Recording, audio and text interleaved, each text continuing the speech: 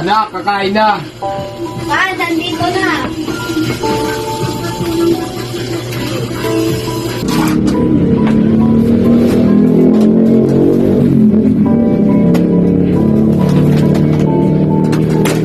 Pa, si Mia!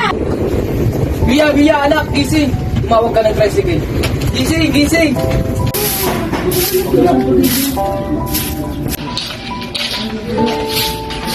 Oh, ano sabi ng doktor? Kailangan siya maoperahan, wala tayong sapat na pera. Clara, ano ba yun? Maaari ba kitang kausapin? Tungkol saan? Kailangan ko ng trabaho. Kailangan ako ng pera. Kahit anong trabaho? Oo. Tara dito. Pasok muna. Pogi pa nga niya. Oh, suotin mo to. Lara, nandito na ako. Pasok. Di ba si Ria yun? Oo nga, no. Siya na ba yung sinasabi mo? Oo, bakit? Sino siya, Clara? Malamang, gusto mo ng trabaho. Eh, ang trabaho, malaki ang kita dito. O siya, maiwan ko na kayo. Saan ka pupunta, Clara? Malamang, aalis. Saan pa ba? Mag-enjoy kayo. Ano kayang ginawa nila sa kwarto? Uy, si Rico yan, di ba? Oo nga, no. Rico, nakita namin si Lia pumasok sa kwarto kasama si Jack. Mukhang may ginagawa sila sa kwarto. Saan? Saan niyo siya nakita? Doon! Totoo ba yung sinabi nila? Sumagot ka. Pa, nagawa ko lang yun dahil kay ate. Kailangan niya ng operasyon at wala tayong sapat na pera. Kahit na, hindi mo dapat binenta ang sarili mo. Bakit? Paano ka magkakakuha ng pera kung hindi ko ginawa? Wala kayong trabaho.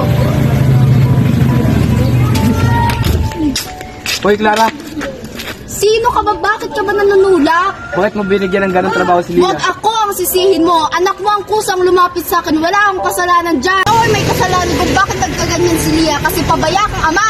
Wala kang karapatan para sabihin yan. Gusto ka na mausap ng bakit sino ka ba? Sumunod ka na lang gusto ko mo. Boss, nandito na po si Rico. Kung gusto akong ipapatay sa iyo, hindi ako pumapatay. Gusto mong malaman kung lalaking gumalaw sa anak mo. Bakit ano ginawa niya sa'yo? Dahil siyang may kagagawa ng lahat. Pag hindi mo siya pinatay, ako papatay sa anak mo.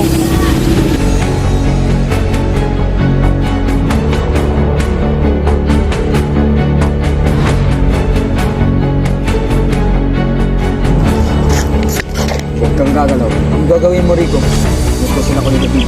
Pag-lobog mo naman, alam ko ikaw ang gumalaw sa anak.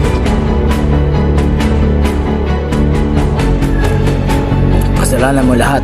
Ikaw ang dahilan ng lahat. Mula pagkabata, alam mo na gusto ko si Talia.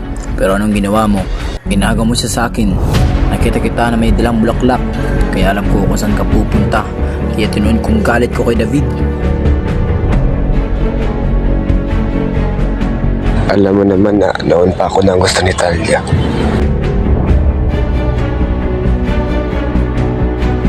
Kasalanan mo naman lahat kung bakit nangyari yun. Walang iya ka.